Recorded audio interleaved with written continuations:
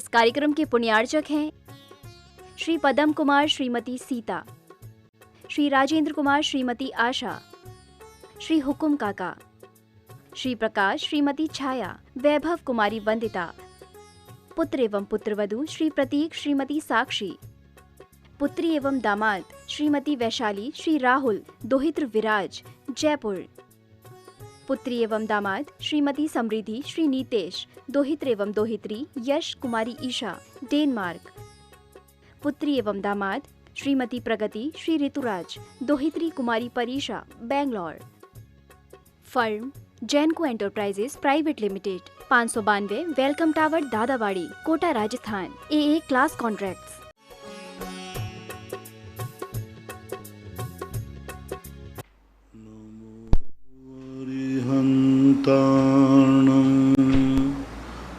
नमो सिद्धार्णं नमो आयर्याणं नमो वज्रायाणं नमो लोये सौवशाहूर्णं। पंच परमेष्टि भगवान की जय हो। आचार्य श्री गुरुवर कुंद कुंद महाराज की जय। आचार्य श्री गुरुवर विद्यासागर महाराज की जय। परम पूजनीय निर्यापक श्रमण मुनि श्री सुधा सागर जी महाराज की जय हो। सुल्लक श्री गंभीर सागर धैर्य सागर जी महाराज की जय। महाराज श्री के चरणों में समस्त जिज्ञासा कर्ताओं की ओर से नमोस्तु महाराज जी। पूज्य श्री ऋषभ जैन सागर से नमोस्तु गुरुवर। 6 महीने 8 समय में जो 608 जीव मोक्ष जाते हैं, क्या यह संख्या निश्चित है? इससे कम या अधिक मोक्ष नहीं जा सकते क्या? नहीं, नियम है, नियोग। 608 ना तो कम जाएंगे ना अधिक जाएंगे। और दूसरी बात है, 6 महीने का अंतराल जरूर पड़ सकता है, लेकिन अंत के 8 समय में 608 पर एक साथ जाएंगे। लेकिन 6 महीने 8 समय में इतने जाना नियोग है, नियति है। लता जैन देवरी सागर मध्य प्रदेश। परम पूज्य गुरुवर कोटि कोटि नमोस्तु। हे गुरुवर, मेरी जिज्ञासा है, हम जैन लोगों को जन्म के समय लगने वाले 27 दिनों के मूलों को मानना चाहिए या नहीं? क्योंकि मूल लगने पर पंडित लोग अपनी पूजा बताते हैं, तो ऐसी स्थिति में क्या करना चाहिए? अपने यहाँ इस प्रकार की कोई चर्चा नहीं है और न ही इसका कोई इस प्रकार की कोई चर्चा कहीं की गई। फिर भी आपके लिए कोई बात मन में आती है तो सबसे बढ़िया है कि जो जिन भगवानों का मूल नक्षत्र में जन्म हुआ है, उन भगवान की भक्ति, उन भगवान की स्थिति बना सकते हो। और नहीं तो सबसे बढ़िया पारसनाथ और मुनिसुव्रतनाथ भगवान की बढ़िया विधान कर लो, पूजा कर लो, उनकी शांति धारा कर लो, भक्ति कर लो, सब हो जाएंगे। और कुछ नहीं बने तो सबसे मल्टीपर्पस है पंच परमेष्टि विधान।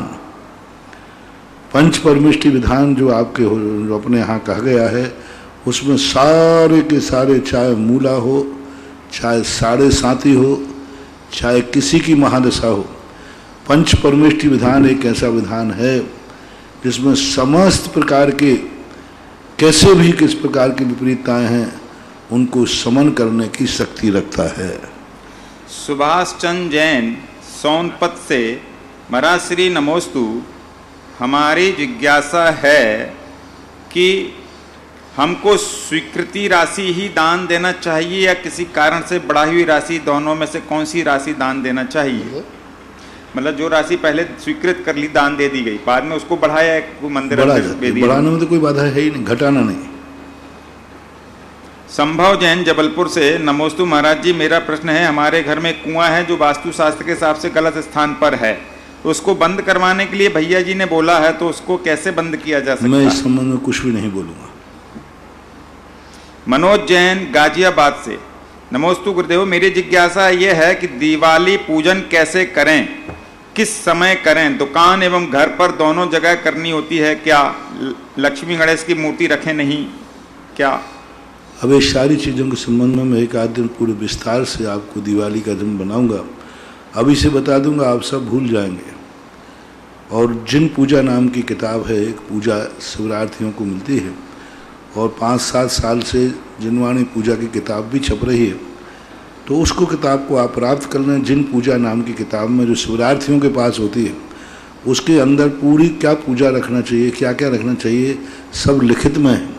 फिर भी थोड़ा निकटवर्ती समय पे आकर के मैं किसी दिन विस्तार से दिवाली के संबंध में बता दूँगा। राहुल जैन बीना से, नमोस्तु गुरुदेव, यदि हम 24 घंटे में से 5 मिनट का समय निश्चित करते हैं कि उस काल या समय में जाप भक्तांबर का पाठ करेंगे, और हम 24 घंटे में से 5 मिनट तक क्रोध कसाय नहीं करेंगे, तो गुरुदेव मेरी जिज्ञासा है कि वह 5 मिनट का समय या काल भाव निश्चित हो जाएगा क्या? दोनों का अलग अलग महत्व है। कोई कहे कि यदि हम 1 गिलास पानी की अपेक्षा 2 गिलास दूध पी लें तो, कोई कहे 2 गिलास दूध की अपेक्षा 2 मावा के लड्डू खा लें तो, कोई कहे कि जितना पानी से पेट भरता है उतना रोटी से भर लूं तो, और कोई कहे जितना रोटी से पेट भरता है इतना पानी से भर लूं तो। ये सब चीज़ें तुम्हारी बनियाई वृत्ति हैं। जाप का अलग स्थान है, क्रोध को जीतने का अलग स्थान है। जितनी भी क्रियाएं, जैसे आपके जीवन में हर क्रिया का अलग अलग स्थान होता है, हर कार्य का अलग अलग स्थान होता है। भोजन में भी 10 प्रकार की वस्तुएं खाते हो तो 10 प्रकार के गुण दोष अलग अलग हैं उनके। जितनी सब्जियां आप खाते हो, एक सब्जी से सब सब्जी के अपने आप में गुण दोष हैं। फल लेते हो, फल कोई भी एक फल खा लो नहीं, हर फल का अलग अलग विटामिन है, अलग अलग शक्ति है, हर अनाज की अलग अलग शक्ति है। मूंग की दाल का अलग नेचर है, उड़द की अलग है, तुअर की अलग है, सबके अलग अलग नेचर है। ऐसे ही धर्म की क्रियाओं को परस्पर में तुलना मत करो। हर क्रिया का अपने आप में स्वतंत्र महत्व है, प्रत्येक क्रिया का अपने आप में अर्थ क्रिया है। तो इसलिए सबका मूल अपने अपने स्थान पर अलग अलग है। स्वाध्याय मंडल बड़ा गांव धसान, नमोस्तु गुरुदेव। गुरुदेव, किस कर्म के उदय से जीव मिलेच्छ खंड में जन्मता है? किस कर्म के उदय से जीव मिलेच्छ खंड में जन्मता है, बाद में संपूर्ण जीवन आर्य खंड में बीतता है और जीवन भर अपने परिवार, माता पिता आदि से वियोग सहना पड़ता है? ऐसे कौन सा कर्म का उदय? पहली बात है, उसने कोई अपनी जिंदगी को उच्च कुल में जन्म लेकर के नीच कुल के कार्य किए होंगे। उच्च कुल में जलकर नीच कुल का धंधा किया होगा। उच्च कुल में जो खाना होता है उससे नीच कुल का खाना किया होगा। उच्च कुल में जन्म लेकर नीच कुल इनकी संगति की होगी। उच्च कुल की क्रियाओं से घृणा करके नीच कुल की क्रियाएं की होंगी। उच्च कुल का जो कुलाचार था वो छोड़ करके नीच कुलाचार किया होगा। मिलेच्छ खंड में चले जाते। बाद में पश्चाताप किया होगा कि मैंने ये गलत किया, उच्च कुल में जन्म होकर मैंने नीच कार्य किए, तो पश्चाताप के कारण से उसको बाद में उच्च गोत्र में आ जाता है। रही बात ये वियोग की, सीधी बात है, जिस प्रकार का दुख आपने आया है, सारांश में इसका एक सूत्र बनाओ। जिसको भी जिस जिस प्रकार का दुख है वह तुमने किसी के साथ किया है, और कोई कारण नहीं। जब का जाए, तुम बीमार हो, तुमने किसी बीमारी की उपेक्षा की है। तुम गरीब हो, तुमने धन का कभी ना कभी अनादर किया है, दुरुपयोग किया है। तुम अंधे हो तो आंखों से तुमने कभी ना कभी कोई बुरा देखा है। तुम बहरे हो तो कानों से कोई ना कोई गलत तुमने सुना है। जिस प्रकार का दुख है, कारण भी उसी प्रकार का ही होता है। वो कृत्य आपने किया है, इसलिए आपके अनाथ हुए हैं। आपने कभी माँ बाप की उपेक्षा की होगी, जीते जी माँ बाप को छोड़कर अलग हो गए होंगे। जितने लोग अपने माँ बाप के जिंदा रहते हुए कसाय भाव से, व्यापार भाव से नहीं, सहमति से नहीं, माँ बाप की रुचि से नहीं, जो माँ बाप से झगड़ा करके अलग होते हैं, माँ बाप को छोड़ देते हैं अलग और अपनी गृहस्थी बचा लेते, माँ बाप की जिंदगी कोई चिंता नहीं करते, ऐसे जितने बच्चे अलग होते हैं, ये सबको अनाथ होना ही पड़ेगा। क्योंकि तुमने जीते जी माँ बाप को छोड़ दिया, उनकी फिक्र, तो कर्म कहता है तुम्हें माँ बाप की जरूरत ही नहीं।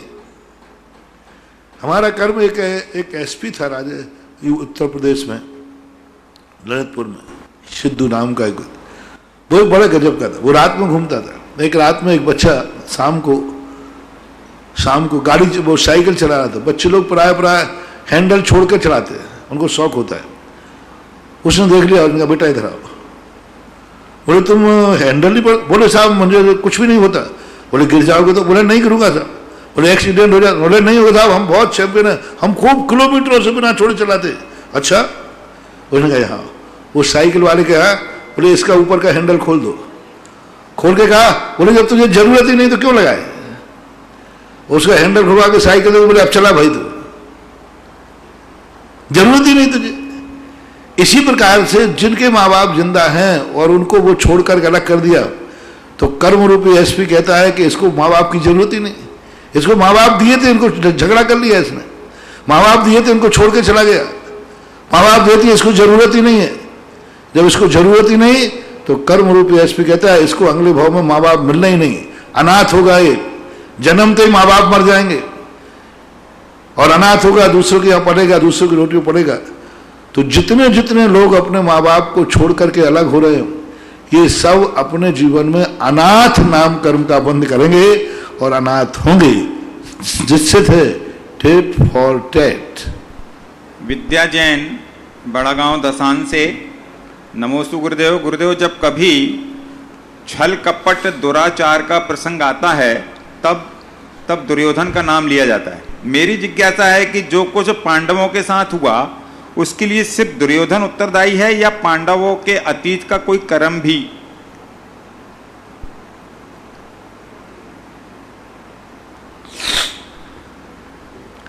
देखो, इसके संबंध में निमित्त को ध्यान दिया जाता है। ठीक है, पांडवों के कर्म का उदय था, लेकिन उस कर्म को क्रियान्वित रूप देने में कौन कारण है? आज प्रातः काल मैंने कहा ना, बकरा कटेगा, उसके कर्म का उदय है, लेकिन बकरे के प्रति निंदा नहीं की जाएगी निंदा काटने वाली कसाई की।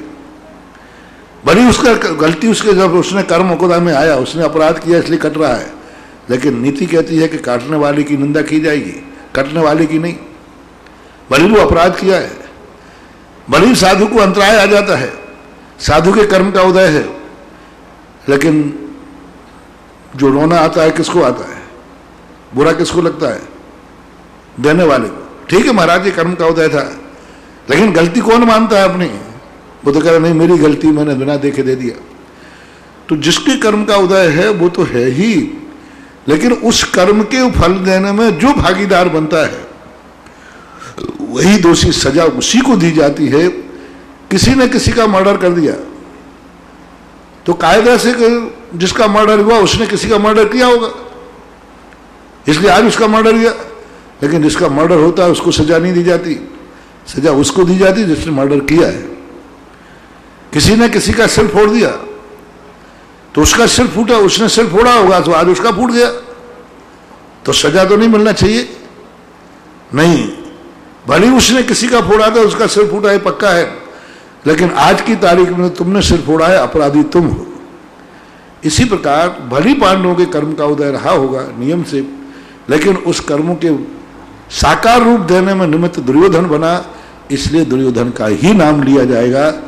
और कथन देखा जाए तो बहुत सारे लोग उसमें सहमति हैं, ऐसी बात नहीं। वंदना जैन रसाली, भिलाई से, नमोस्तु गुरुदेव। गुरुदेव, आपने बताया था कि अभी कुछ स्थान ऐसे हैं जहां 6-6 महीने दिन ही दिन रहता है, तो यह कैसे होता होगा? क्या वहां का सूर्य अस्त नहीं होता? उसका एंगल पड़ता है, एक सूरज जाता है, दूसरा का प्रकाश शुरू हो जाता है, ऐसा मानना चाहिए। क्योंकि सूर्य के ऐसे एंगल बन जाते हैं कि दोनों, उधर से वो सूर्य, इधर से वो डूब नहीं पाया, इस सूर्य का प्रकाश पहुंच जाता है, ऐसी अपनी नेचुरल व्यवस्था है।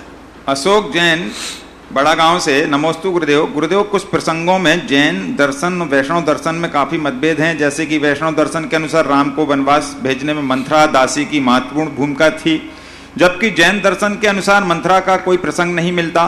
तब जिज्ञासा है कि महाभारत में वैष्णव दर्शन के अनुसार जो भूमिका शकुनी मामा की है, वह जैन दर्शन के अनुसार भी उतनी ही सही है क्या? देखो, हर दर्शन के कुछ ना कुछ अंतर होगा, तभी तो वो दर्शन पृथक है। अपने अपने दृष्टिकोण है, अपने अपने विचार हैं, तो उनके लिए जो परंपरा मिली वो उल्लेखित है। दोनों दर्शनों की तुलना मत करो। तुलना करोगे तो समानता यदि हो जाएगी तो दो कैसे रहेंगे? सब एक ही हो जाएंगे। विषमता है तभी तो बनती है। शकुनी मामा का जैन दर्शन में भी उल्लेख है, लेकिन उस रूप में, जिस रूप में प्रस्तुत वहाँ किया गया, उस रूप में यहाँ प्रस्तुत नहीं किया, लेकिन सहयोगी तो है ही। जैनेतर जिज्ञासु है बड़ा गांव से, नमोस्तु गुरुदेव। गुरुदेव, नीतिकार कहते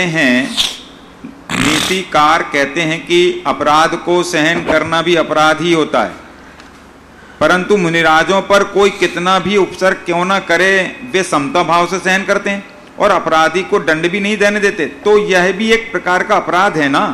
तो ये सबकी भूमिका अलग अलग होती है। कुछ लोगों का ऐसा होता है, वे इतनी ऊंचाई पे होते हैं कि उन्हें अपराध भी अपराध नहीं दिखता। महाराज को मारने के लिए शेर आया तो महाराज ने शेर को उठा के पत्थर नहीं मारा, लेकिन सूकर ने मर गया और मार डाला। राष्ट्रपति को कोई मारने आता है तो कौन बचाता है? राष्ट्रपति बचाएगा कि अंगरक्षक बचाएगा? राष्ट्रपति बाद कुछ भी नहीं होता है। इसलिए जो जितनी ऊंचाई पर पहुंच जाते हैं वे उनके कर्तव्य अलग हो जाते हैं। राष्ट्रपति के पास कोई शस्त्र नहीं होता, वो जान माल के लिए बंदूक नहीं रख सकता। इतना बड़ी शक्ति है, देश की सबसे बड़ी, उसको बचाने वाले बॉडीगार्ड होते हैं, अंगरक्षक होते हैं, सैनिक होते हैं। इसी प्रकार साधु इतनी ऊंचाई पर पहुंच गया है कि वो मरने और मारने की कल्पना भी नहीं करता। उसको बचाने के लिए जिम्मेवार जो है भक्त होते हैं, श्रावक होते हैं। बहुत सारे जिज्ञासु टीकमगढ़ के एक साथ मिलकर के पूछ रहे हैं। नमोस्तु गुरुदेव।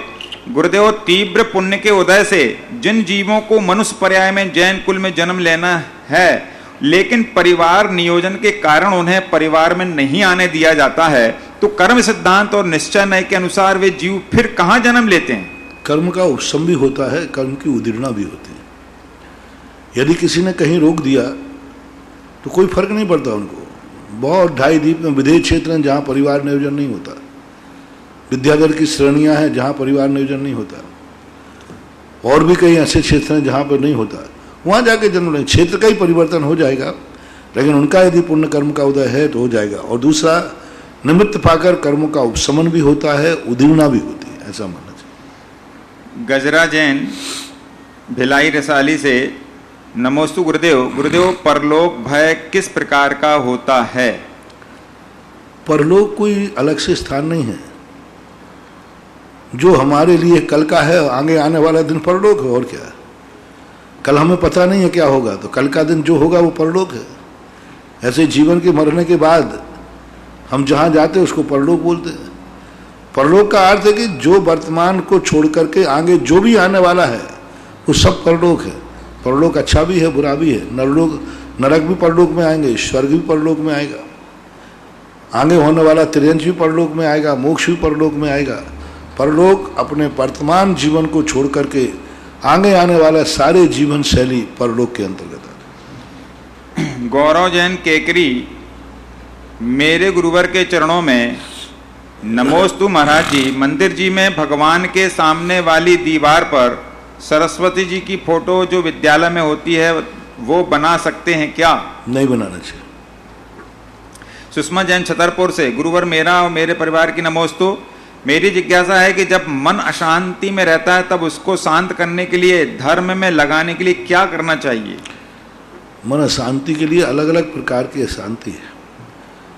बच्चों जैसे खिलौने जैसे कोई करने के लिए परिवर्तित कर देना चाहिए। जहाँ अशांति होती है उस स्थान को छोड़ दो, उस स्थान से हट जाओ। जिनसे अशांति होती है उनसे हट जाओ, उनको मत हटाओ, तुम खुद हट जाओ। जिन निमित्तों से अशांति होती है उसको अपने जीवन से दूर कर दो, शांति हो जाएगी। निमित्त को रखे रहोगे तुम्हें शांति कैसे होगी?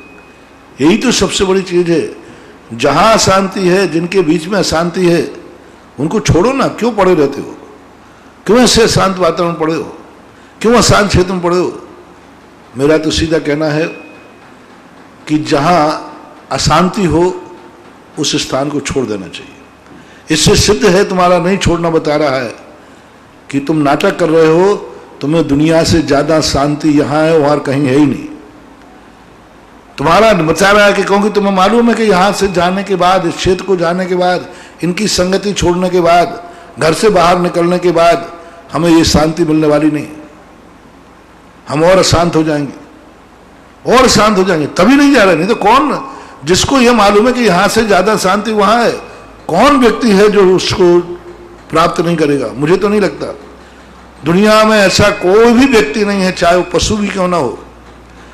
पशु को भी मालूम चल जाए कि यहां शांति है वहां शांति है, तो वो भी दौड़ के भाग जाएगा। तोता को देख लो आप, तोता को पिंजड़े के अंदर शांति मिलती है, उसे खोलते हुए भागता है, वो कहता नहीं हमें बाहर ही शांति है। अरे भाई ये खाना तुझे नहीं मिलेगा, बोले ये खाना तुम्हारे लिए मुबारक है।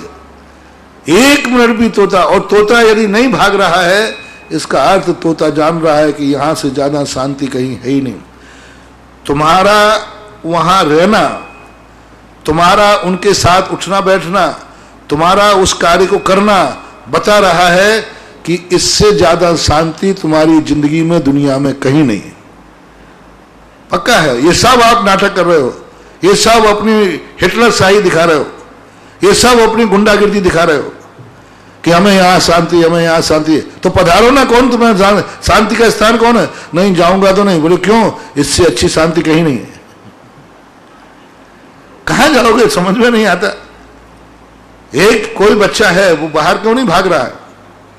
एक बैल को इतना किसान वजन रखता है, इतना वजन रखता है, मारता भी है, क्या एक बैल रस्सी तोड़ के भाग नहीं सकता?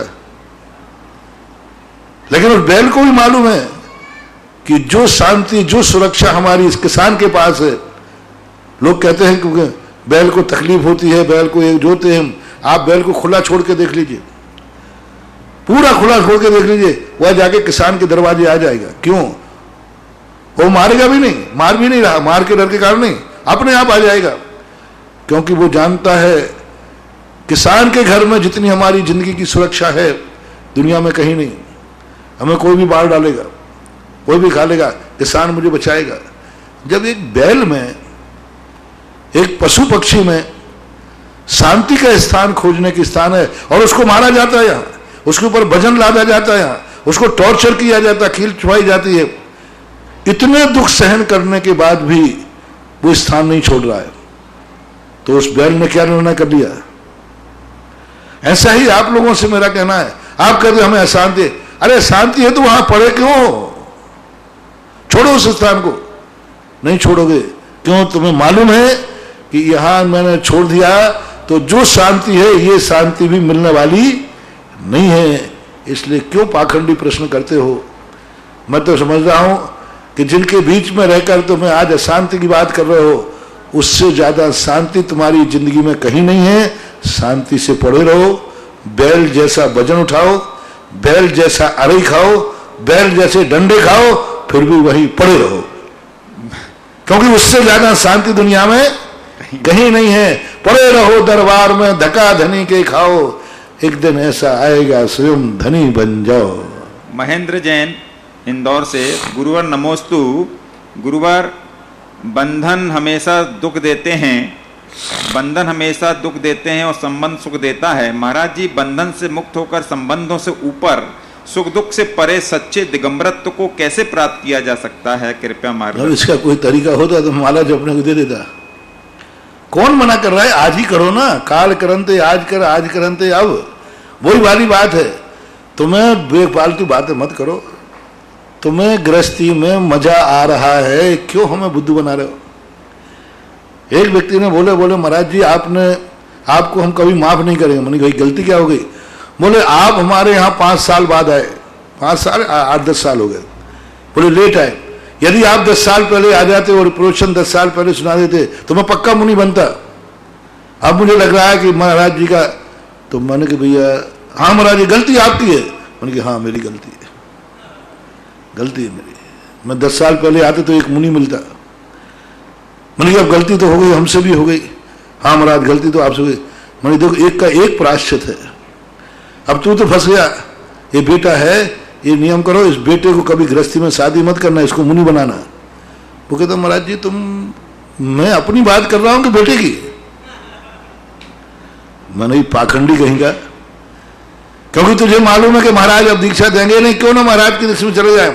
यदि तुझे सच्ची प्रीति हुई है तो नियम से नियम ले लेगा कि मैं मुनि नहीं बन पाया तो मैं बेटे को मुनि बना के रहूंगा, उसको वही उपदेश देंगे। ये सब बातें कहने की बातें हैं, ये सब तुम्हारे लिए गृहस्थी में मजा आ रहा है, आनंद है, भले तुम कहो या नहीं कहो। यदि आनंद नहीं आ रहा होता तो कौन रोकने वाला है, कैसे रोक पाओगे? ऐसे बहुत सारे लोग करते हैं। निर्मल जैन मंडाना कोटा, नमोस्तु महाराज जी। दर्शन जैन मंडाना से ऐसा क्यों होता है?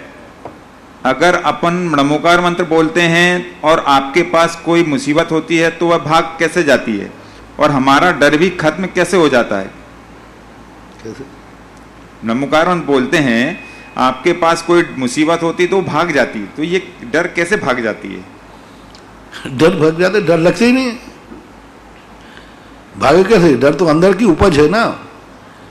अपनी उपज को अपने तत्व दृष्टि के माध्यम से विचार कर लेता है। 90% डर तो बेकार के ही होते हैं। बाकी पूछा जाए तो यदि उसमें तत्व विचार करे, सावधानी रखे तो डरने की जरूरत नहीं। श्रीमती कोरोना से किनको डरना है जो असावधान है? कोरोना एक बेचारा इतना सीधा पहला वायरस है जो इतना सीधा सरल है, वो किसी से जबरदस्ती नहीं चिपकता, वो तुम्हारे घर में नहीं घुसता, कमरे में नहीं घुसता। अब तुम ही जाकर के दूसरे को छुओ तो वो क्या करे? वो कहता है एक द्रव दूसरे द्रव को दूर रहो। यदि हम सावधानी रहें तो कोरोना किसी को नहीं डराता, लेकिन हम अनुशासनहीनता कर रहे हैं।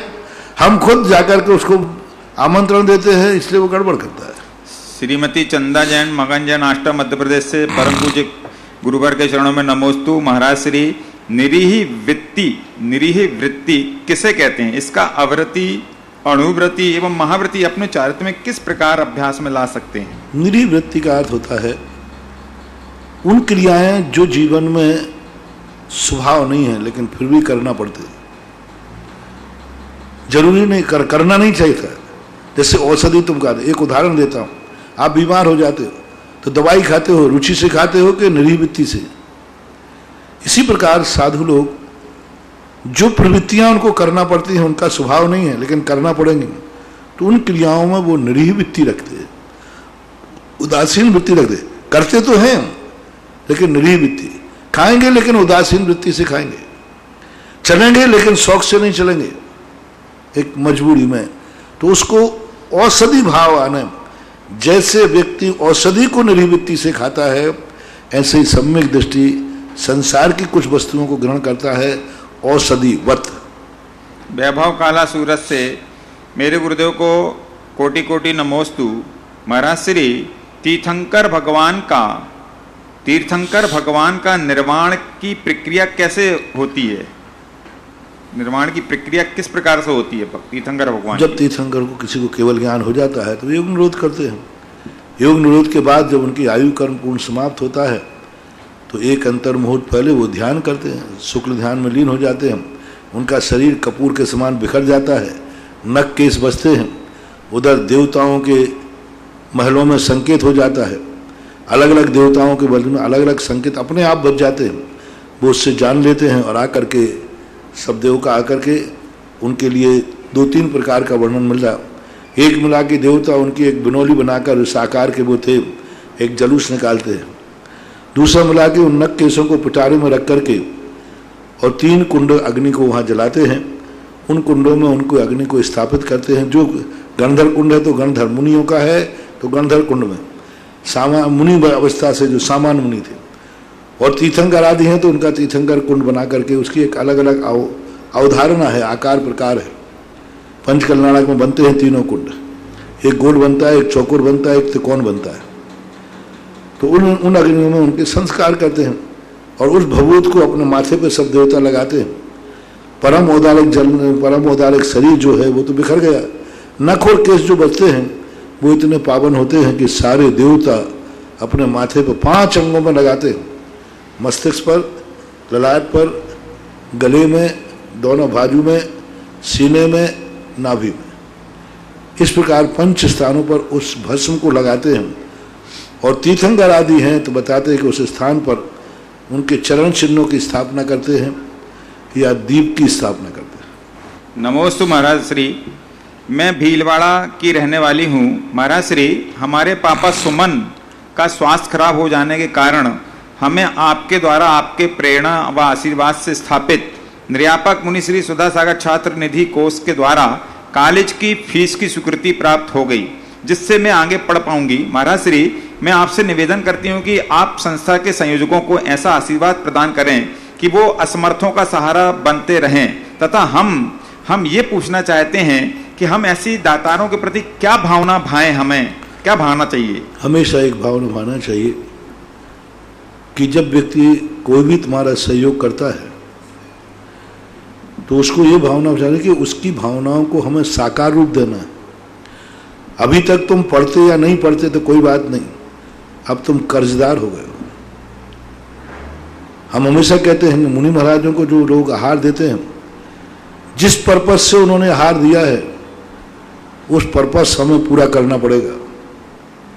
यदि हम नहीं करते हैं तो ये मुनिराजों के लिए भी आहार लेना कर्जे का कारण बनता है। आपने यदि छात्रवृत्ति ली है तो आपको कुछ बन के दिखाना है, क्योंकि अभी तक तो तुम्हारी खुद की जिम्मेवारी थी। अब यदि आप योग्य नहीं पान पाए, आप यदि फेल होते हैं, अच्छे नंबर नहीं लाते, अच्छी पढ़ाई नहीं करते हैं, तो आप अब बहुत ज्यादा दोष बनेगा। अभी जितने गरीब हो इससे ज्यादा और गरीब हो गए। ये बहुत बड़ी बात ध्यान रखना।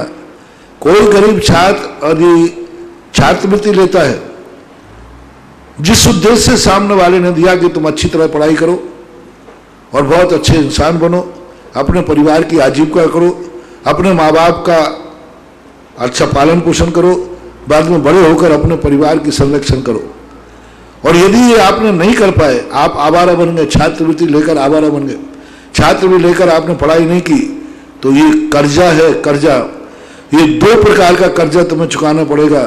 एक और तो तुम अब आगे जाकर इतने गरीब बनोगे कि पढ़ने लायक ही नहीं रहोगे। दूसरा, जिसने आपको कर्जा जो छात्रवृत्ति दी है उसका कर्जा तुम्हें मैं चक्रवर्ती ब्याज के उसके यहां नौकर बन के चुकाना पड़ेगा, नियम रूप से चुकाना पड़ेगा। और यदि जिस उद्देश्य से उसने दिया है पैसा, छात्रवृत्ति वाले बच्चों से बच्चियों से मेरा कहना है, मन को संग्रह, अब तो मैं पढ़ के रहूंगी, क्योंकि हमारे लिए जिन्होंने सहयोग दिया है उनकी भावना मैं पूरी करके रहूंगी। जो हमारे कोई नहीं थे, जिनसे हमारा कोई मतलब नहीं था, उन्होंने हमारी चिंता की, उन्होंने अपनी पसीने की कमाई मुझे दे दी, उनको मेरी चिंता हुई कि मैं पढ़ूं, मुझे उनको क्या लेना देना था। ऐसे निस्वार्थ लोगों ने जो मुझे दान दिया है, मैं इनकी भावना पर खरी उतरूंगी, मैं कुछ बन के दिखाऊंगी। और फिर 24 घंटे दिन रात पढ़ाई शुरू करो, और जैसे ही तुम्हारे अच्छे नंबर आवे, बहुत अच्छे नंबर आवे, तुरंत उनको फोन करना जिन्होंने तुम्हें छात्रवृत्ति दी है कि भाई साहब, आपने जो मुझे दिया था छात्रवृत्ति, मैंने आपकी भावना के अनुसार साल भर मेहनत करके मैंने डिस्टिंक्शन प्राप्त करके नंबर प्राप्त किया। उस समय दातार को जो आएगा, हो आज मेरा सफल हो गया पैसा, मेरा पैसा सही व्यक्ति के पास गया, देखो उसके 95%, 90%, 80% नंबर आए हैं, खुशी होती है। तो ये कर्तव्य आपका है। और जो देते हैं दान, जो ऐसे लोगों को दान देते हैं, जो ऐसे असहायों को पढ़ाते हैं जिनसे कोई मतलब नहीं है, तुम संसार में रहते हो, ना जाने तुम्हारी कितनी मुसीबतें आ सकती हैं। मैं हमेशा कहा करता हूं, जो बड़े आदमी हैं वो जो उपभोग करें किसी एक का सहयोग देके करें। जब तुम मकान बनाओ, अपना हवेली बनाओ, तुम्हारे पास पैसा है, तो किसी एक गरीब की झोपड़ी जरूर बना देना, जरूर बना देना। जब तुम दवाई करो अपने बेटे की, जिस अस्पताल में आप दवाई करते हो, दवाई कराने गए और आप समर्थ हैं, उस अस्पताल में डॉक्टर से पूछकर अपने बेटे बिटिया के साथ में उसकी भी दवाई करा देना। जब भी तुम अस्पताल जाओ, पैसे वाले हो, समर्थ हो, तो अपने बेटे की दवाई कराना ही, साथ में डॉक्टर से कहना, डॉक्टर साहब अस्पताल में कोई गरीब है जो इसी बीमारी से ग्रसित हो और वो नहीं कर पा रहा हो, एक की जरूर दवाई कराना, वो तुम्हारी जिंदगी के लिए बहुत बड़ा वरदान सिद्ध होगा। हर व्यक्ति के लिए एक अपने से पुण्यहीन को, जो मैंने आज प्रातः काल कहा, हर पुण्यवान को अपनी जिंदगी में एक पुण्यहीन को सहयोग करना है। हर पुण्यवान के लिए एक पुण्यहीन चाहिए। अब पुण्यवान हमने सबके, तुम स्वस्थ हो, एक निरोगी की सहायता करो, तुम नेत्रवान हो, एक अंधे की सहायता करो। तुम कान वाले हो, एक बहरे की सहायता करो। तुम अमीर हो, एक गरीब की सहायता करो। तुम्हारा पेट भर गया, एक भूखे का पेट भरो। तुम्हारे पैर हैं तो एक किसी अपाहिज को लेकर के उनको चलाने का प्रयास करो। तुम अपने बच्चे पढ़ाने में समर्थ हो अपने बच्चों के, तो एक गरीब का बच्चा जरूर गोद लेना चाहिए और उसको पढ़ाते हैं, तो इससे उस बच्चे की जो जिंदगी होगी तो होगी, वो सब का सब तुम्हारे और तुम्हारे बच्चों के लिए लाभ मिलेगा। एक व्यक्ति ने कहा, महाराज जी मेरे बच्चे की बहुत बुद्धिहीन है, बिल्कुल नहीं पढ़ता वो। तो मैंने कहा महाराज जी क्या करें? मैंने कहा तुम्हें तकलीफ है कि तुम्हारा बच्चा नहीं पढ़ रहा? मैंने बहुत तकलीफ है। मैंने कहा ऐसा करो, उस स्कूल में आप अपने बच्चे की बराबरी की क्लास वाले के एक गरीब बच्चे को गोद ले लो और उसको पढ़ाओ, तुम देखो क्या प्रभाव पड़ता है। उन्होंने एक बच्चे को गोद लिया, 2 साल उन्होंने उस बच्चे को गोद लिया। तीसरी साल उनके बच्चे की पढ़ाई में मन लगने लगा और आज अच्छे नंबर से पास होकर के आगे बढ़ गए। तो ये दान बीज का काम करता है। हम गरीब को दान सहायता नहीं दे रहे हैं, उसका प्रतिफल, उसकी फसल तो तुम्हारे और तुम्हारे परिवार को ही मिलने वाली है। गाजियाबाद से योगेंद्र जैन, गाजियाबाद के योगेंद्र जैन हैं ये, गाजियाबाद के योगेंद्र जैन। नमोस्तु महाराज जी, पूज्य श्री आपके आशीर्वाद से असमर्थ बच्चों की पढ़ाई के लिए हमें सहयोग करने का अवसर प्राप्त हुआ। ये मेरा सौभाग्य है, अहोभाग्य है। हमें सत्पात्र मिले और ऐसा आशीर्वाद प्रदान करें कि संस्था के संयोजकों का मैं सदा सहयोग करता हुआ ज्ञान दान करता रहूं, ऐसा मैं आशीर्वाद चाहता हूं। बहुत अच्छा, इनकी शुरुआत दोनों बच्चों ने की थी, सचिन और विनोद छावड़ा ने। इन्होंने दोनों ने प्रश्न उठाए थे कि हम लोगों ने ऐसा भाव किया, उसके साथ में और लोग भी हैं, सुशील वगैरह और पिंटू वगैरह, ये जो दिल्ली से लोग हैं, सब लोग सहयोग कर रहे हैं इनके ग्रुप में। सभी लोग, अच्छा कार्य है, इस कार्य को करो। बस इस कार्य में इतनी सावधानी रखो कि अपने द्वारा सही व्यक्ति तक ही पहुँचे। अपन को व्यक्ति गरीबों की सहायता है तो गरीब तक ही पहुँचे, ये नहीं कि अपन को कोई परिचित वाला हो, अमीर के पास पहुँच जाए और गरीब रह जाए। तो बहुत अच्छी तरह से निष्पक्ष होकर कार्य करो। मेरा आशीर्वाद, बहुत अच्छा कार्य है, बहुत बढ़िया। परम उपकारी निर्यापक क्षमण जिज्ञासा समाधान प्रतिपादक मुनि पुंगव श्री सुधा सागर जी महाराज के चरणों में जिनवाणी व सुधा कलश के दर्शकों द्वारा बारंबार नमोस्तु। अभी जो महाराज श्री के ने जो गरीबों के लिए छात्रवृत्ति का बताया, जो जिज्ञासा में प्रश्न आया था, उसके लिए पूज्य सुधा सागर जी महाराज के आशीर्वाद से जरूरतमंदों को महाराष्ट्र बाढ़ में, कोरोना में सरकार को, गरीबों को दान दिया गया। अब गरीब छात्र छात्राओं को छात्रवृत्ति के माध्यम से महाराज श्री के आशीर्वाद से प्रारंभ हुआ है ये अनोखा काम। पूज्य महाराज श्री सुधा सागर जी महाराज बताते हैं कि मैं मौल हूँ, मतलब कि सही में महाराज श्री ने बहुत सारे क्षेत्र बनाए, अभिषेक के माध्यम से पूरे जैन समाज को जोड़ा और अब गरीबों की तरफ रुख किया है महाराज श्री ने। और अब गरीब छात्रों को छात्रवृत्ति दे रहे हैं। छात्रवृत्ति में कुछ पुण्यार्जकों के नाम आए हैं। 2 बच्चों की छात्रवृत्ति देने की स्वीकृति सिंगई विजय कुमार, नितिन, किरण, ऋचा, रिनित, लोगान परिवार ललितपुर उत्तर प्रदेश से। अहिंसा इंटरनेशनल न्यू दिल्ली एक बच्चे को गोद दिया है। सुमेर चंद जैन ऋषभ विहार दिल्ली एक बच्चे को गोद दिया है। राकेश दीपा जैन न्यू दिल्ली एक बच्चे को इन्होंने भी गोद दिया है।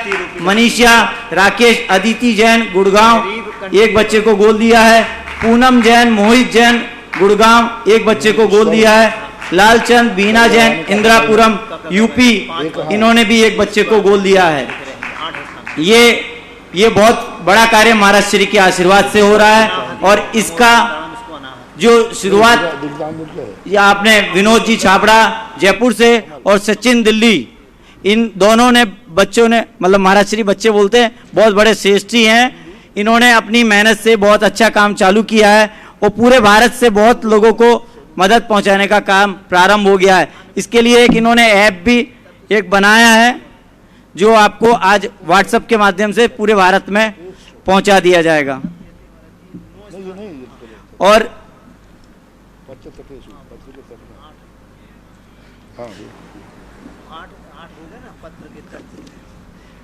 ये विश्व की सबसे मनोज्ञ, अलौकिक, सुंदर, अतिशयकारी प्रतिमा जो आदिनाथ भगवान के समक्ष असीमकालीन आदिनाथ भक्तामर में एक नाम आया है। चंद्रोदय तीर्थ क्षेत्र के लिए श्री प्रकाश चंद जी, सुनील जैन, अनिल, दीपक, गीतांश, सारांश, जैनम जैन, समस्त प्रकाश दीप परिवार निवासी इंदौर से। महाराज श्री आपके चरणों में नमोस्तु। रिया जैन देवरी से। महाराज श्री अष्टानी का पर्व आ रहा है, क्या इन पर्व पर हम व्रत प्रारंभ कर सकते हैं, या अगर कर सकते हैं और आपके माध्यम से यदि मतलब घर पर बैठकर पूजा का आशीर्वाद मिल सकता है क्या? नमोस्तु महाराज। मेरा आशीर्वाद है, करा तो नहीं सकता मैं, लेकिन आप करते हैं तो कोई बाधा नहीं। अभी व्यवस्थाएं, जिस ढंग का प्रतिकूल वातावरण चल रहा है उस बैठ में घर में भी शतचक्र मंडल प्रधान की आराधना कर सकते हैं, लेकिन ये मार्च सारी छूटें इस विपत्ति काल में ही दी जा रही हैं, सदा के लिए नहीं। महाराज श्री नमोस्तु। ये जिज्ञासा ब्रह्मचारी सविता दी ललितपुर से है। महाराज श्री वास्तु से गृह आदि का निर्माण कराना अभी इतना जरूरी है, जबकि पुराने समय के लोग इन बातों पर बिल्कुल भी ध्यान नहीं देते थे और उनका जीवन हमेशा ज्यादा आसान था। उन्हें वास्तु आदि का ज्यादा ज्ञान भी नहीं था, फिर आज वास्तु पर इतना जोर क्यों दिया जा रहा है? वास्तु का ज्ञान नहीं था, लेकिन वास्तु के अनुसार ही चलते थे। पहले के लोग दवाई के नाम से नहीं खाते थे, भोजन के नाम से खाते थे। हाँ, अब वो दवाई के नाम से हो गई। तो पहले अपने आप में उनका स्वभाव ही ऐसा था कि मकान आदि वो वास्तु से ही बनते थे, अपने आप स्वतः बनते थे, उनको नाम वास्तु नहीं था।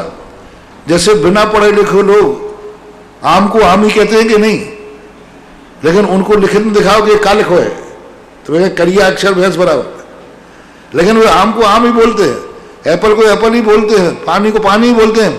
पानी को पानी बोले लेकिन वो पानी पढ़ नहीं पाएंगे। इसी प्रकार से पहले के लोग पानी पढ़ नहीं पाते थे, लेकिन पानी को जानते थे। पहले के मकान बनते थे, कितने बढ़िया मकान बनते थे, पूरे चारों तरफ से मकान बनते, बीच में आंगन होता था। वो आंगन बीच के लिए खुला स्थान होता था। ब्रह्म स्थान पर भार नहीं होना चाहिए और ब्रह्म स्थान पर गड्ढा नहीं होना चाहिए, तो कोई ना कोई ऐसे चबूतरा बना देते थे, कोई तुलसी लगा देते थे। तो ये सब वास्तु ही थी। और चारों मकानों के दरवाजे जो बनाते थे उसी प्रकार की सब वास्तु से बनते थे।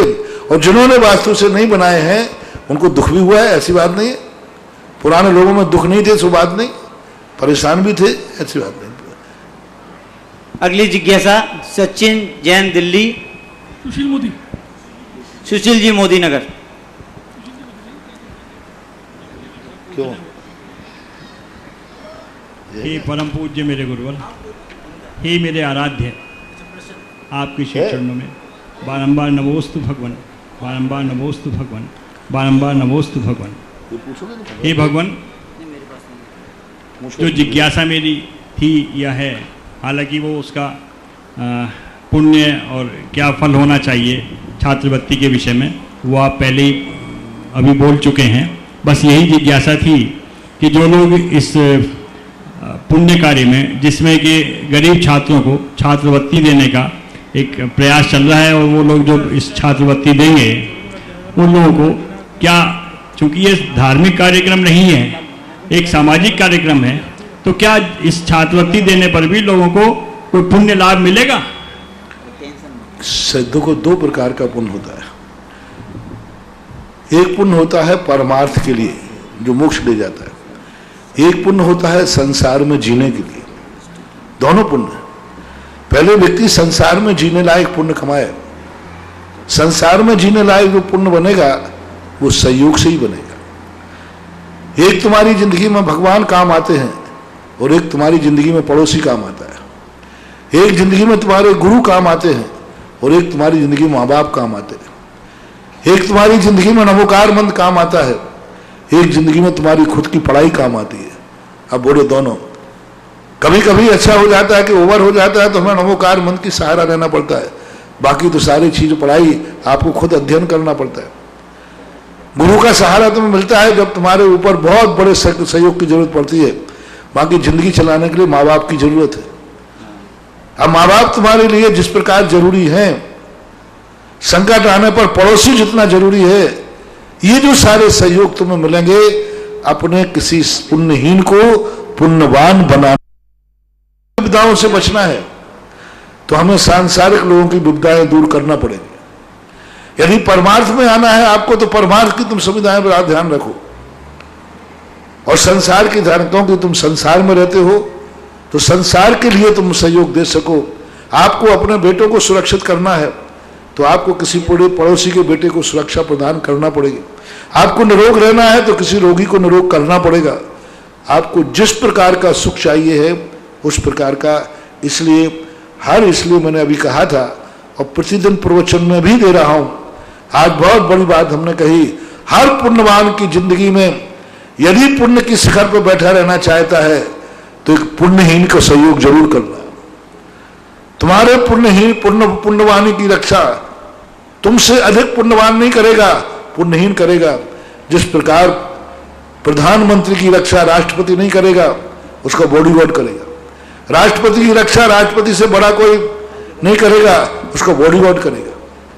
इसलिए संसार में यदि तुम अपनी जिंदगी को चाहते हो तो अपनी जिंदगी में पुण्यहीनों को जितना तुम खुश करोगे, पुण्यहीनों का जितना तुम सहयोग करोगे, तुम्हारी पुण्यवानी बढ़ेगी, तुम्हारा पुण्य सुरक्षित रहेगा और तुम बहुत ऊंचाई को बढ़ते जाओगे। ये सिद्धांत है। ये हे गुरुवर, ये जो कार्य करने का बीड़ा इन्होंने उठाया है, सचिन है, मोनू है, बंटी है, ये तीनों लड़के मेरे, इन्होंने जो प्रयास करना शुरू किया ये छात्रवृत्ति में लोगों को इकट्ठा करके राशि दिलाने का, आज इनके भी हिस्से में आएगा कुछ है? इनको भी पुण्य का हिस्सा मिलेगा कि नहीं मिलेगा? अभी कह दिया ना, कृत कार्यत अनुमोदना। आजकल करने वालों की कमी नहीं है, लेकिन सही ढंग से नेतृत्व करके आगे बढ़ाने वालों की कमी है। सही करने वालों, बहुत सारे लोग करने वालों की कमी नहीं है, लेकिन कराने वालों की कमी होती है। तो आगे आकर के नेतृत्व करते हम तो बराबर उनको पुण्य गया। मैं पहले भी आशीर्वाद दिया, अभी दिया, बहुत अच्छा। अभी तक इन बच्चों ने 100 लोगों के फार्म, 100 लोगों की व्यवस्था कर चुके हैं। अब ठीक है, कोई देखो जिंदगी की पूरी आवश्यकता है तो पूरी की नहीं जा सकती। जितनी उनकी पार क्षमता है, जितने दातार कहते हैं, उतना वो सहयोग कर रहे हैं। आप कहो कि हम जिंदगी की हर व्यक्ति को पूरी कर दें, नहीं, डूबते को तिनके का सहारा काफी है। डूबते वाले को तिनके का सहारा दे सकते हैं। तुम कहो कि पूरी नाव समुद्र में उतार दें तो वो तो बहुत दुर्लभ है, बहुत कठिन है। ये गरीबों के लिए जो छात्रवृत्ति है, इसका विमोचन के लिए विकास जी पटवारी विमोचन करेंगे। भैया मैं 10 नाम और दे रहा हूँ आपको अभी। भैया महावीर भैया, हाँ दे दो 10 नाम, और वहीं से बोल दो, तुम्हारे पास नाम दो, अभी पर्ची लिखना पड़ेगा, आप 10 नाम बोल दो। श्रीमती स्वाति वैभव जैन आर्किटेक्ट गाजियाबाद, 5 लोगों के लिए इनकी तरफ से, और श्रीमती स्वप्निल विकास लंदन, 5 लोगों को इनकी तरफ से 10 नाम ये है। नमोस्तु भगवान। 11 योगेंद्र जी जैन, उर्मिल जी जैन गाजियाबाद ने 11 बच्चों को छात्रवृत्ति देने का भाव बनाया है। और जिनको भी गरीबों के लिए छात्रवृत्ति देना है वो दोनों अपने सचिन दिल्ली और विनोद जी छाबड़ा से संपर्क कर सकते हैं। उनका नंबर आपके पास अभी व्हाट्सएप के माध्यम से ये लिंक आपके पास पहुंच जाएगा। आप उनसे संपर्क करके अपना नाम दे दें और आपके नाम की घोषणा यहाँ इस मंच से की जाएगी। कर दिया, उद्घाटन कर दिया, हाँ। हो गया। अगली जिज्ञासा ऑडियो के माध्यम से। परम पूजनीय निर्यापक श्रमण श्री सुधा ध्यान रखना, एप्लीकेशन जिनकी आती है उनको ज़्यादा टाइम पेंडिंग नहीं करना, पूरी तहकीकात करके 1 महीने के अंदर अंदर उनके पास सहयोग पहुंच जाना चाहिए। क्योंकि कई बार क्या होता है कि एप्लीकेशन आई, अगली साल तक मंजूर होगी। 1 महीने के अंदर उनका पूरी तहकीकात होकर के सही जानकारी करके 1 महीने के अंदर अंदर उनके पास सहयोग पहुंच जाना चाहिए, ऐसा आपको आशा चले। राजकुमार जैन पुरानी ईदगाह आगरा से, महाराज श्री नमोस्तु। ये संस्कृत की कुछ गाथा हैं, इसका अर्थ उर्दू बस ठीक, तुम पढ़ नहीं पाओ ना,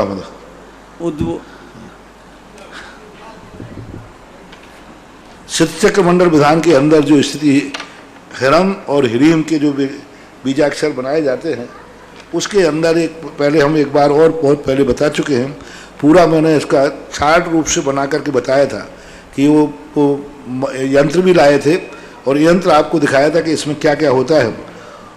ऊर्ध्वाधोरेतम सबिंदु सपरम ब्रह्मश्वरः वेष्टितम वर्गापूरित दिग्गताम्बुजदलम तत्संदिता तत्वान्वितम अंतः पत्र तटे सुनाहत युतम ह्रींकार वे संवेष्टितम देवम ध्यायति या समुक्ति सुगुभो वैरीव कंठ भी रवाहम। इसके लिए ऐसा मानना, एक वर्णन है, एक यंत्र बनाया गया है। यंत्र को लेखक ने कितने छोटे से शब्दों में कितना बड़ा, ऊर्ध अधोरयुतम, जो हिरम बीजाक्षर होता है उसके ऊपर भी रेप होती है और हा के नीचे भी रा होता है, तो दो रा हैं इसमें, सबिंदु और ऊपर एक बिंदु भी रखी है। हाँ, ऊपर जो बिंदु रखी है, ब्रह्म स्वर वेष्टितम, ब्रह्म स्वर बोलते हैं, आ आ इ ई उ उ रि रि लि रि ए ऐ ओ औ अम आहा, ये 16 कहलाते, ब्रह्म स्वर कहलाते हैं। इनसे वह युक्त है ब्रह्म वेष्टितम, यानी इन 16 स्वरों से वह हिरम बीजाक्षर चारों तरफ से वेष्टित है। वर्गापूरित, वर्ग बोलते हैं का ख ग घ इया, छ छ झ झ इया, ठ ठ ड ढ न, ता थ ध ध न, प फ व व म, या रा ला वा सा सा हा, ये कहलाते हैं वर्ग, यानी कवर्ग भवो छवर्ग आदि ये कहलाते हैं वर्ग। पूरित, इनसे पूरित है, यानी चारों तरफ से भरा हुआ है। अम्बुदलम, यह जो अम्बुदल यानी कमल, कमल दल जो है इनसे भरा हुआ है, यानी कमल की पाखड़ियों के ऊपर ये सारे अक्षर पूरित हैं। यानी जो कमल बनाया है, जिस कमल की रचना है, मध्य में तो हिरम बीजाक्षर है और उसके जो दल हैं, पाखड़ियां हैं, उन पाखड़ियों पे हम शिविर के अंदर इस प्रकार के ध्यान कराते हैं। शिविरार्थियों को जल्दी समझ में आ जाएगा कि कमल की पाखड़ियों के ऊपर स्वर और जो वर्ग होते हैं, इनसे उन दलों पे बैठा है। तत्संधि तत्वान्वितम अंतः पत्र तटेषु अनाहतयुतम, और जो अंदर पत्र हैं, जो पत्र, उनके ऊपर अनाहत मंत्र यानी नमोकार मंत्र, अ सी या उ सा, अथवा नमो रेहंताणम, नमो सिद्धाणम, नमो आयुनियानम, नमो वज्रायणम, नमो लोये, सब ये अनाहत मंत्र कहलाता है। इससे युक्त है ह्रीमकार संवेष्टितम, और वो जो उसका जो आकार बना है यूं टेढ़ा, वो ह्रीमकार से पूरा वेष्टित है। यानी वो कमल दल जो है, वो जो हिरम बीजाक्षर है, वो ह्रीम से चारों तरफ से वेष्टित है। इस श्लोक का ये अर्थ है।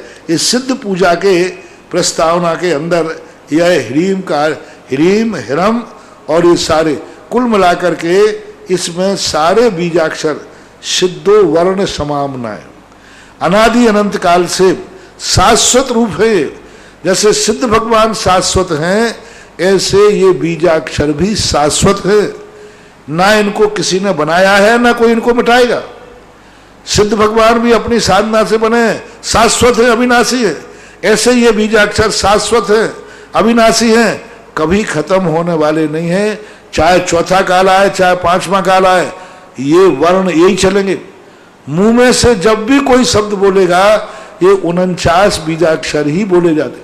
चाहे इंग्लिश बोलो, आपने इंग्लिश में बोला दैट, तो मुंह से निकले दा, ए और टा। चाहे कन्नड़ बोलो, चाहे फ्रांस बोलो, चाहे दुनिया की कोई भाषा बोलो, मुंह से तो वही निकलेंगे ये 49 अक्षर। इसलिए इनको सिद्ध कहा कि आप कैसी भी भाषा कोई भी दे सुनो। यदि मान लीजिए पशु भी बोल रहा है, पशु भी बोला मैं, तो माँ और ऐ की मात्रा मैं। ऊंट बोला बलबल, तो बा और ला। कोई भी आवाज आएगी, कोई भी ध्वनि, आपने तो क्या है, कान में क्या पड़ा, ठक ठक ठक, ठा और का। कान में तो ठा का, कान में तो ठा और का सुना है। ध्वनि जितनी होती है, घंटा बजा टन टन, तो कान में क्या है, टा और ना, टन टन। यानी जो कर्णों की जो भाषा बताई है, ये अक्षर बताया। कैसे भी कुछ भी ध्वनि आएगी, कान में तो शब्द ही जाएगा, शब्द ही सुनते हैं। ऐसी सिद्धि करने के लिए हाँ, ज्ञानार्णव में भी पदस्थ ध्यान जब बताया पदों को लेकर के, वहां भी इसका विस्तार से वर्णन है हिरम और हिरिम बीजाक्षरों का। अगली जिज्ञासा ऑडियो के माध्यम से। संत शिरोमणि आचार्य विद्यासागर जी महाराज के परम शिष्य निर्यापक श्रमण मुनि पुंगव 108 श्री सुधा सागर जी महाराज संघ के पवित्र पावन चरणों में श्री आदिनाथ दिगंबर जैन चंद्रोदय तीर्थ क्षेत्र की प्रबंध कार्यकारिणी का त्रिकाल बार नमोस्तु नमोस्तु नमोस्तु। आपकी देशना जिज्ञासा प्रवचनों को टीवी के माध्यम से जन जन तक पहुंचाने वाले पुण्यार्जक परिवार श्रीमान पदम जी, राजेंद्र जी, हुकम जैन काका, प्रकाश जी, प्रतीक जी, वैभव जी, हर्षोरा परिवार, कोटा वालों को पूरे देश विदेश के भक्तों की ओर से सादर जय जिनेन्द्र। इसके साथ और बोल दो ब्याई जी को जय जिनेन्द्र, ये इनके ब्याई जी है। चलो आगे बोलो। अपनी देशना में चांदखेड़ी का कई बार गुणानुवाद किया है। आपने अपनी देशना में बताया कि चांदखेड़ी में कितने ही अतिशय घटित हो चुके हैं और कितने आगे आने वाले समय में घटित होंगे, ये समय चक्र में नियत हैं। ऐसा ही हमने अतिशय मुनिश्री 2002 में देखा, जब स्वप्न में आकर देव ने आपको 3 बार दर्शन दिए तथा स्फटिक मणि की, मकर मणि की अमूल्यवान प्रतिमाओं के बारे में बताया। ऐसे ही अमूल्यवान प्रतिमाएं भगवान चंदा प्रभु भगवान की, पार्श्वनाथ भगवान की, अरिहंत भगवान की हमने दर्शन किए 24 मार्च 2002 को। मुनिश्री, मेरी जिज्ञासा है कि देव स्वप्न एवं प्रतिमा दर्शन की आत्म अनुभूति से हमारा ज्ञान वर्धन करें। मुनिश्री, इन प्रतिमाओं को प्रकट हुए लगभग 20 वर्ष होने जा रहे हैं। पुनः हमारा कब पुण्य जागृत होगा कि इन प्रतिमाओं का हमें दर्शन लाभ मिले, क्योंकि 20 वर्षों में एक पीढ़ी जा चुकी है और नई पीढ़ी का आगमन हो चुका है। इसी के साथ यह भी जिज्ञासा है कि मुनिश्री, क्षेत्र पर होने वाले विधान व पूजा में क्या इन प्रतिमाओं का भी गुणानुवाद रहेगा? नमोस्तु भगवान, नमोस्तु भगवान, नमोस्तु भगवान। क्या होता है, कोई भी चीज अपने आप में इतनी स्वयं शक्तिमान होती है कि उस शक्ति को उजागर करने की जरूरत होती है। वस्तुतः सृष्टि का स्वरूप ही ऐसा है। चांदखेड़ी एक ऐसा क्षेत्र है, स्वयं शक्तिमान है, उसके अंदर उसका इतिहास ही शक्तिमान है। चाहे वो मूर्ति चांदी भगवान की हो, चाहे वो चंद्रपुर भगवान की हो, वह अपने आप में इतनी शक्ति लेके पैदा हुई है कि वह चमत्कारों का एक कहना चाहिए पर्याय बन चुकी है। उसने ना जाने कितने चमत्कार, और मैंने कहा ना कि चांदखेड़ी की आदिनाथ भगवान की वो मंगल स्वरूप मूर्ति है जिसका दर्शन ही मंगल रूप है। लोक मंगल, परमार्थिक मंगल तो सभी है, अनंत मंगल सगुण, लेकिन एक मूर्ति का आकार होता है, सगुण होता है, तो उस मूर्ति के अंदर बहुत बड़ी निहित है। और चंद्र प्रभु की तो महिमा विचित्र है। नीचे जो विराजमान है वो कभी अपने समय में ऊपर की जो वेदी बनी है जहाँ महावीर स्वामी बैठे, वो चंद्रप्रभु भगवान के कारण से ही बनी थी। उसी नाप का दरवाजा है, उसी नाप की वेदी है, और शिखर भी उसी के लिए बनी है। इसलिए वो मूर्ति तो आज विश्व के अंदर अलौकिक है। उसकी नकल लोगों ने बहुत करने का प्रयास किया, बहुत सारे लोगों ने। कोई ने कांच की बनवा डाली, कोई ने स्फटिक मणि की बनवा डाली। मात इसलिए बनवा डाली कि मैं इससे भी अच्छी बना के दिखाऊंगा। तो ये कान खोल के सुन लो, गोमटेल बाहुबली की कोई दूसरी मूर्ति नहीं बना पाया, और चांदखेड़ी के चंदा प्रभु की कोई दूसरी मूर्ति ना बना पा रहा है, ना बना पाएगा। बनाएगा, नकल करोगे, वो मूर्ति ऐसी अखंड है। अब ये किसी ने बनाई बता दे तो बनाई, उतनी साइज की बनाने का प्रयास किया, लेकिन जगह जगह से क्रैक है, जगह जगह से धारियां हैं, और वो शुभ नहीं है।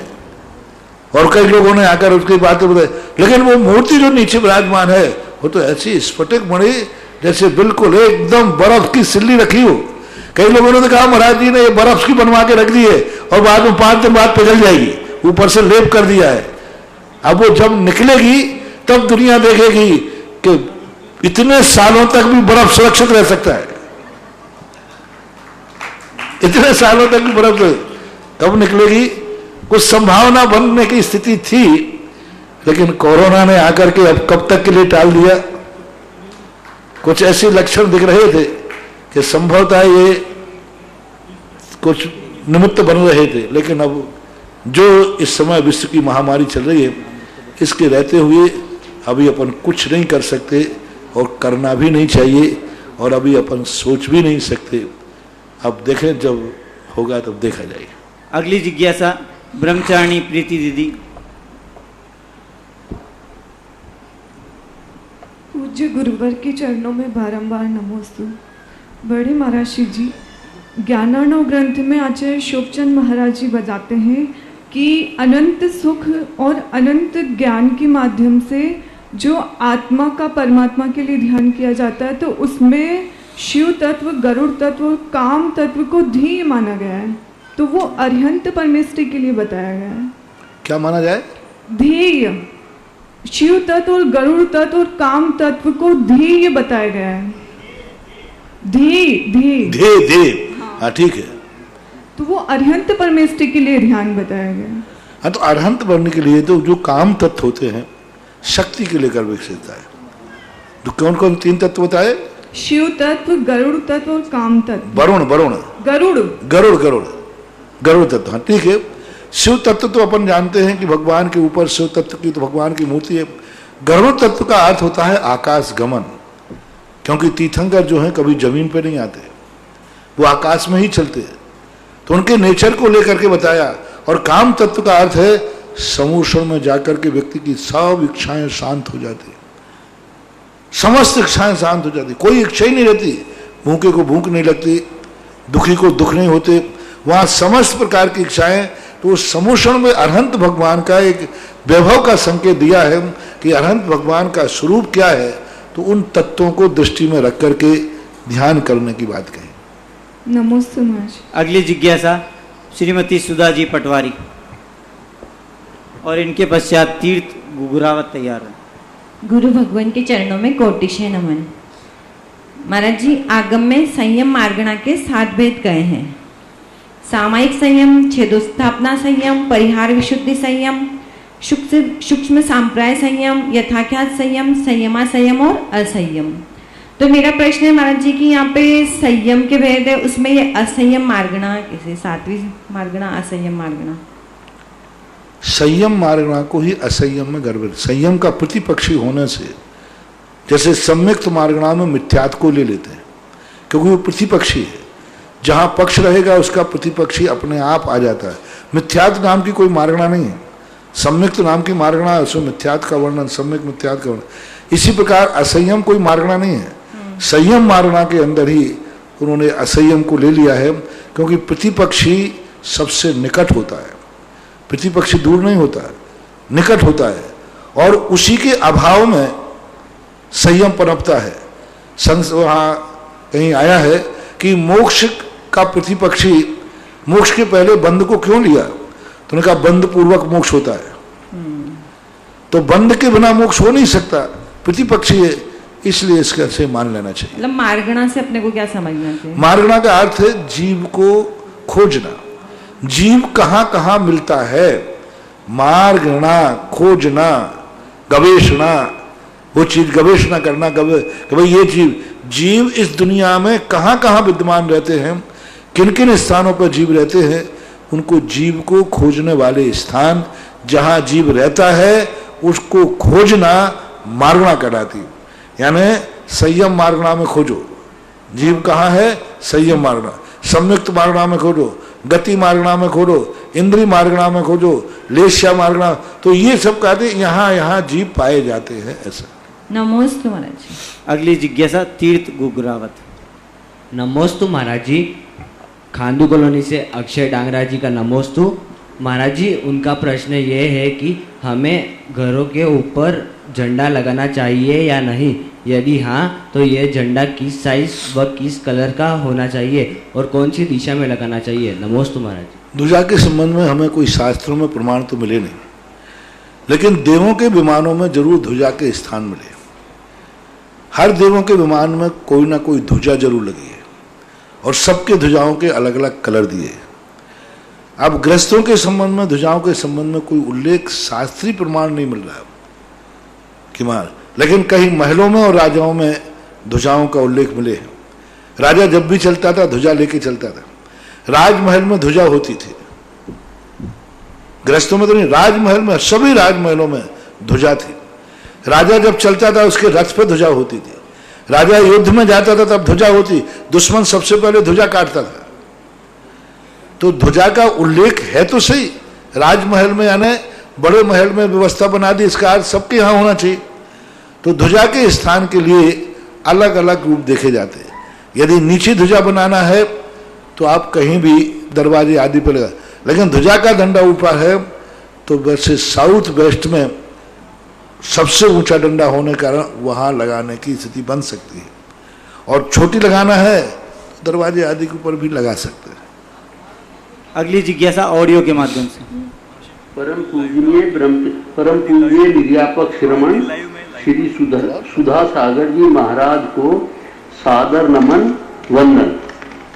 प्रभु, तत्वाद सूत्र जी के 9वें अध्याय के 47वें सूत्र, जिसमें 4 प्रकार के निर्ग्रंथों की चर्चा में सूत्र के अंतर्गत निम्न कथन किया गया है: जघन्य से पुलक आचार वस्तु के जाता, वकुश, कुशीर और निर्ग्रंथ 8 प्रवचन माताओं यानी 5 समिति और 3 गुप्ती के जाता होते हैं।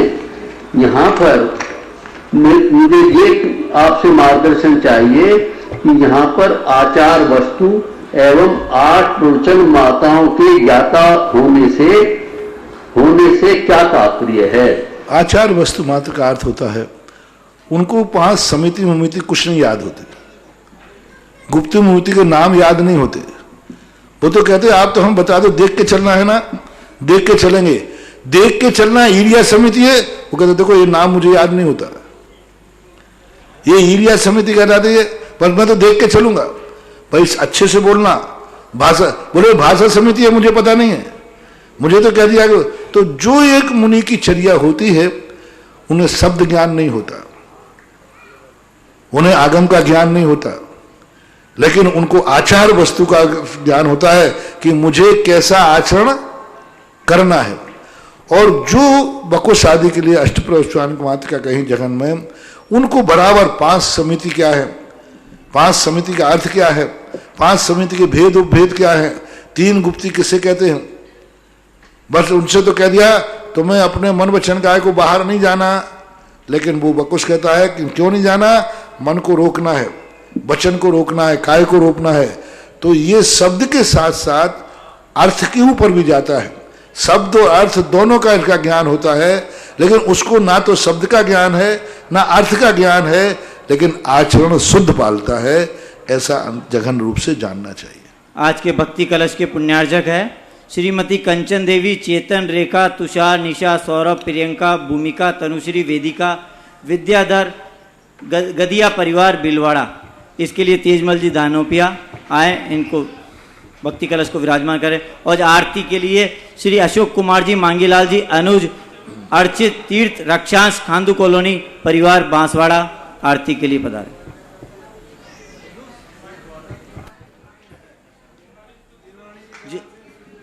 जनवाणी के ज्ञान ते सुजलो का लोग सुवाणी मस्तक धनु सदा देते हूँ काय सक। चले शुरू करो भाई।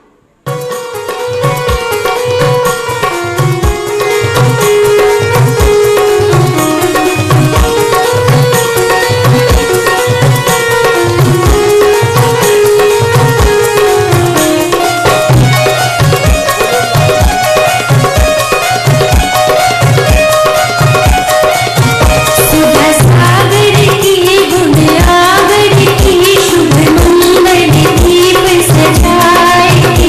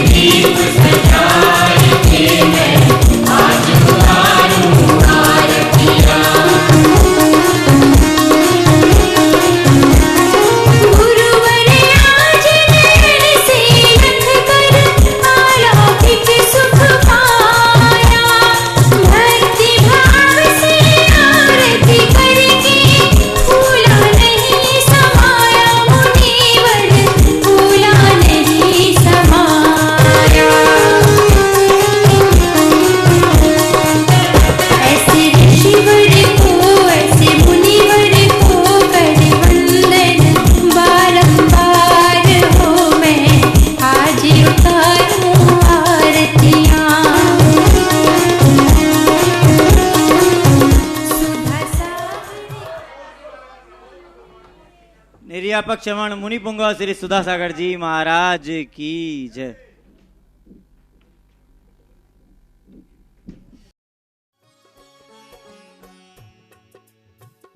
इस कार्यक्रम के पुण्यार्चक थे श्री पदम कुमार श्रीमती सीता, श्री राजेंद्र कुमार श्रीमती आशा, श्री हुकुम काका, श्री प्रकाश श्रीमती छाया, वैभव कुमारी वंदिता, पुत्र एवं पुत्रवधू श्री प्रतीक श्रीमती साक्षी, पुत्री एवं दामाद श्रीमती वैशाली, श्री राहुल, दोहित्र विराज जयपुर, पुत्री एवं दामाद श्रीमती समृद्धि, श्री नीतेश, दोहित्र एवं दोहित्री यश कुमारी ईशा डेनमार्क, पुत्री एवं दामाद श्रीमती प्रगति, श्री ऋतुराज, दोहित्री Kumari Parisha Bangalore. Firm Jainco enterprises private limited, 592 welcome tower Dadawadi, Kota Rajasthan. AA class contracts.